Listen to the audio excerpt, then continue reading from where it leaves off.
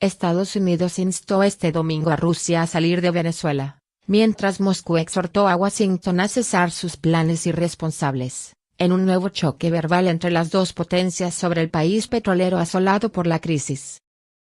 Este cruce ocurre después de la fallida sublevación del martes contra Nicolás Maduro por parte de una treintena de militares respaldados por el presidente interino Juan Guaidó, reconocido por más de 50 países. En Caracas, el número 2 del chavismo Diosdado Cabello aumentó la presión anunciando este domingo que la Asamblea Constituyente de Venezuela se prepara para allanar la inmunidad parlamentaria a diputados opositores que apoyaron la revuelta. Varios diputados de la Asamblea Nacional, único órgano de Venezuela en poder de la oposición, respaldaron a Guaidó, presidente de ese poder, quien consideró el alzamiento el inicio de la llamada Operación Libertad con la que busca sacar a Maduro del poder. Un día después de nuevas movilizaciones de la oposición en la capital venezolana, el secretario de Estado estadounidense, Mike Pompeo, lanzó este domingo en la cadena ABC: los rusos deben salir. El objetivo es muy claro, señaló. Nosotros deseamos que los iraníes, los rusos y los cubanos se vayan. Todos los países que interfieren con el derecho del pueblo venezolano a restaurar su democracia deben irse, dijo Pompeo. Sin embargo, el presidente Donald Trump había afirmado el viernes que Vladimir Putin no buscaba involucrarse en Venezuela más allá de que le gustaría ver un desarrollo positivo, tras una larga conversación telefónica con su homólogo ruso. No he visto el contexto completo de esta frase, esquivó Pompeo, mientras que recalcó: el presidente había dejado claro que deseamos que se vaya todo el mundo, y eso incluye a los rusos. En Moscú, el canciller ruso, Sergei Lavrov, arremetió contra Washington. Hacemos un llamado a los estadounidenses, y a todos aquellos que los apoyan, a abandonar sus planes irresponsables y a actuar exclusivamente en el marco del derecho internacional, declaró al inicio de una reunión con su homólogo venezolano, Jorge Arreaza. Estados Unidos acentuó esta semana la presión sobre los partidarios del régimen de Maduro. Pompeo envió el sábado un llamado directo a los ciudadanos venezolanos a levantarse contra Maduro, declarando que el momento de la transición es ahora. De todas maneras, Guaidó reconoció el sábado en una entrevista con el diario The Washington Post que se quedó corto, refiriéndose a los hechos del martes. Quizá porque seguimos necesitando más soldados, y quizá necesitamos más funcionarios del régimen dispuestos a apoyar, para respaldar a la Constitución, dijo Guaidó. El fallido levantamiento desencadenó 2 días de violentos enfrentamientos entre las fuerzas de seguridad y manifestantes que dejaron 4 muertos, docenas de heridos y 150 personas arrestadas.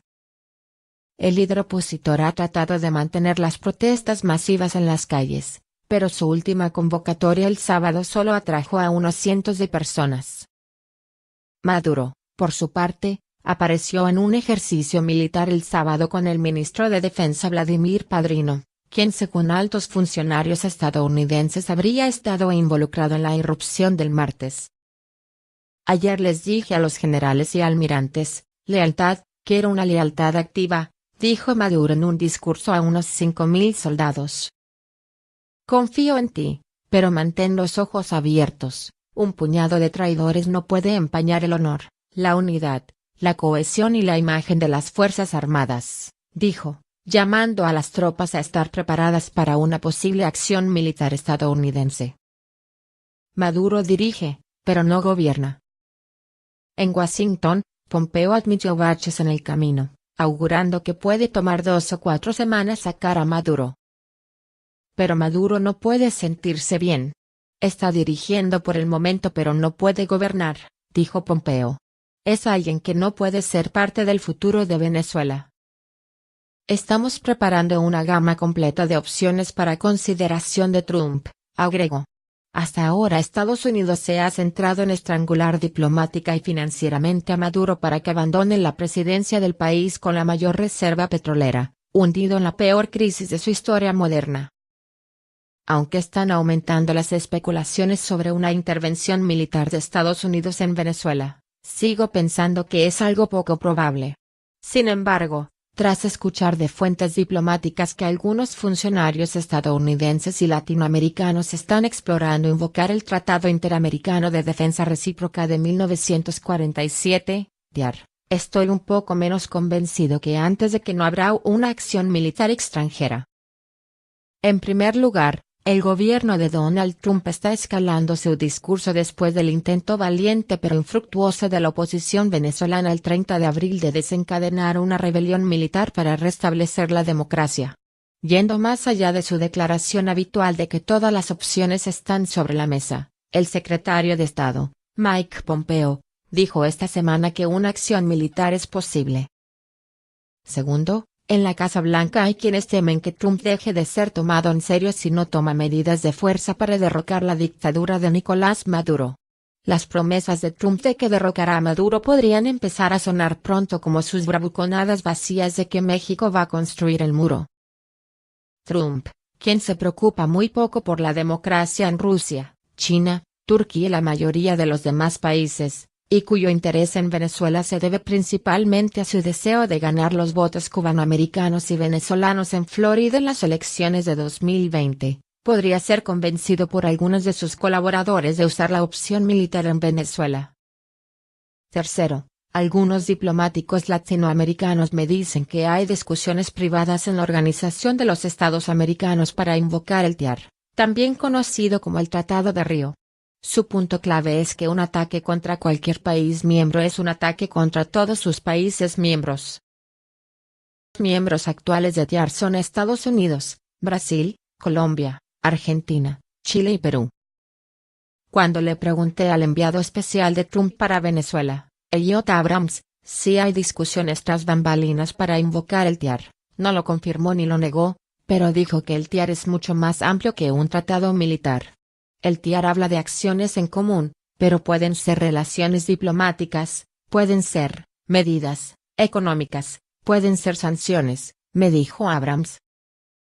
Si bien prácticamente todos los países latinoamericanos del TIAR ya han dicho que están en contra de una intervención extranjera, no está claro qué pasaría si millones más de venezolanos huyan a países vecinos. Algunos diplomáticos dicen que eso desencadenaría pedidos de una intervención militar para contrarrestar la presencia militar de Rusia y Cuba en Venezuela.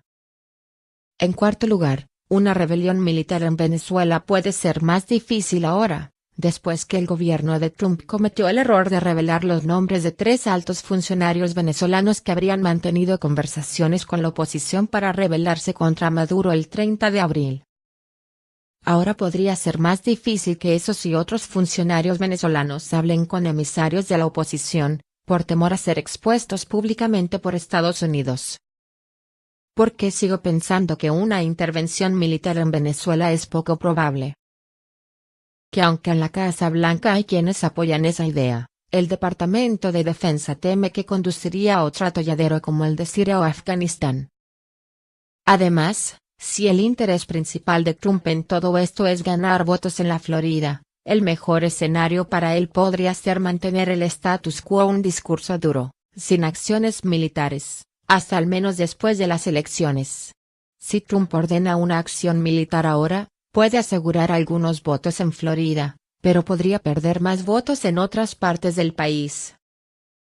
En resumen, una intervención militar respaldada por Estados Unidos sigue siendo un escenario poco probable. Pero si Maduro, quien, no lo olvidemos, es un gobernante ilegítimo que se reeligió en las elecciones fraudulentas de 2018, no permite elecciones anticipadas y creíbles para restaurar la democracia, la crisis humanitaria de Venezuela empeorará y millones más de venezolanos huirán al extranjero. Si eso sucede, una acción militar entre Estados Unidos, Brasil y Colombia bajo la cobija del TIAR no sería impensable.